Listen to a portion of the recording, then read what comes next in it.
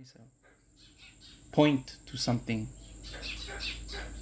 It may or may not resonate, but it may give a glimpse.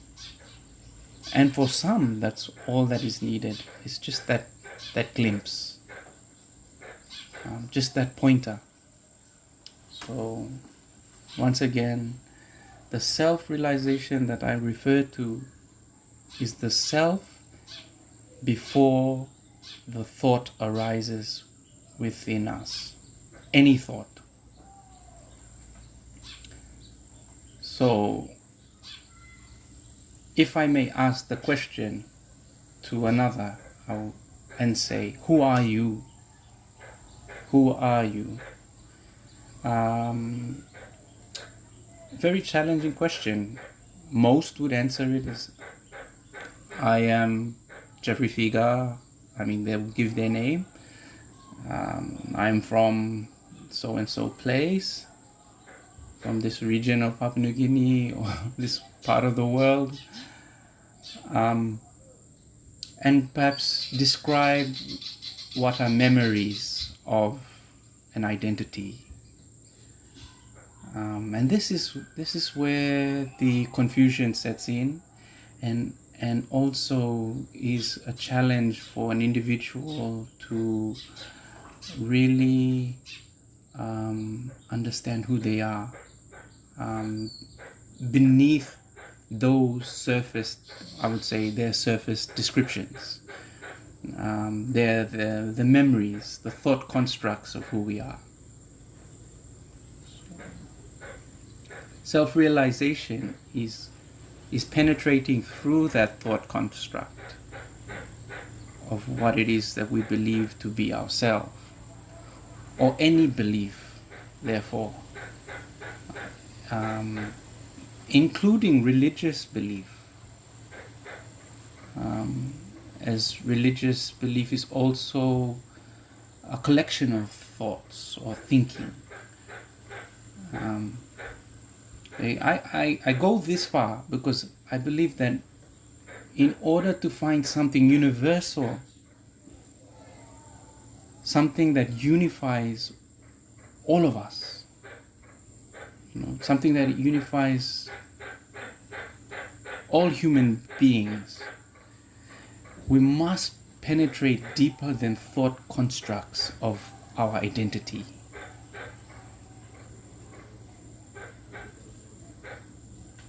So what is there? What is left beyond the thought construct of an identity? Well, perhaps I could say that there is an awareness. Now, just to glimpse that, just to have a glimpse of you as an awareness, as opposed to a memory, as opposed to a story of an identity.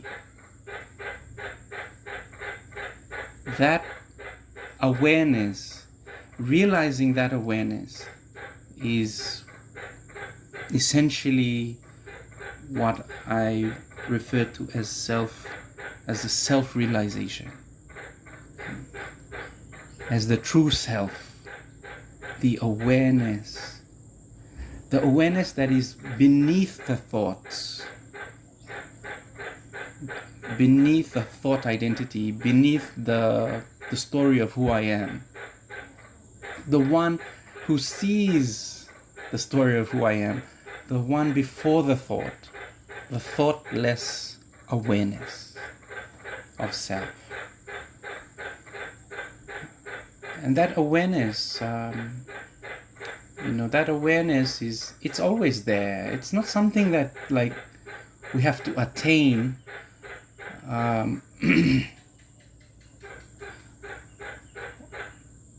Although we're in ignorance to it because of the way our culture influences our patterns of thinking.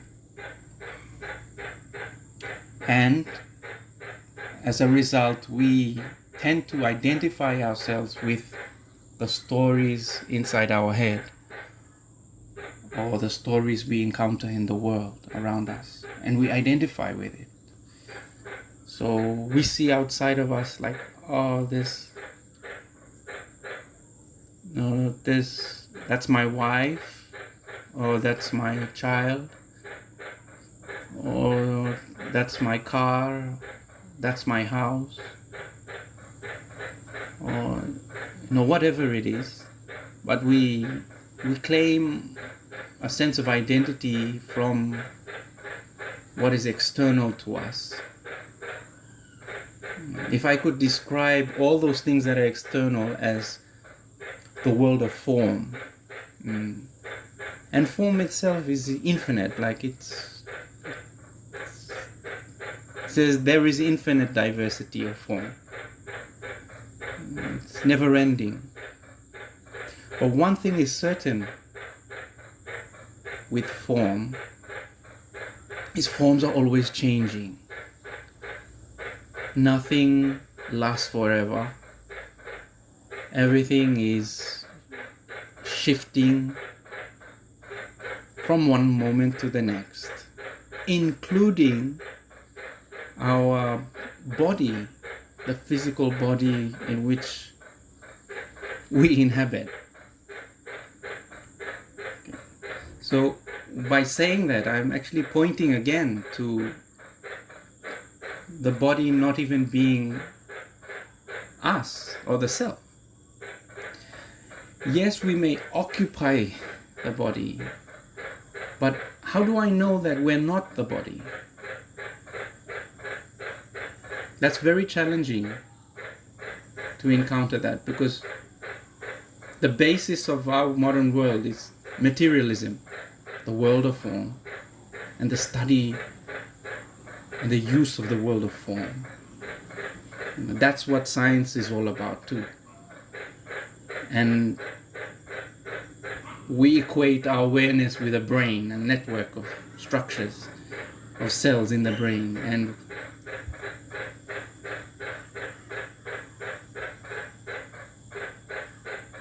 we give the idea that we propagate the idea that we are our body, we are those cells.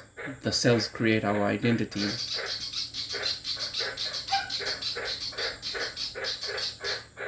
The cells themselves may contain the memories, but the true self, the identity that is aware of all of this, the awareness,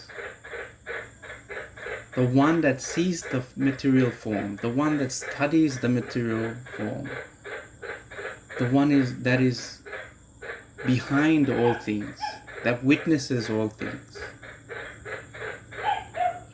But that awareness itself, by nature, is neutral.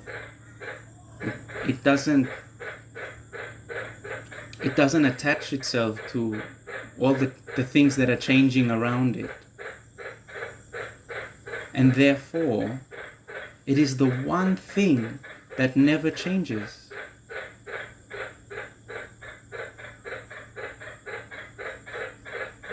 From our conception in this life to death, it is the one thing that never changes in the world, is our awareness of the world. Now that is true self-realization.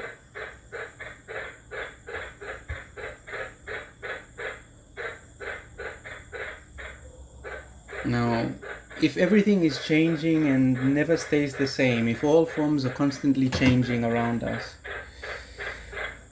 we could say that the world essentially is illusion, because nothing remains permanently or eternally. Everything changes, but only the awareness itself remains. Now, coming to that realization, one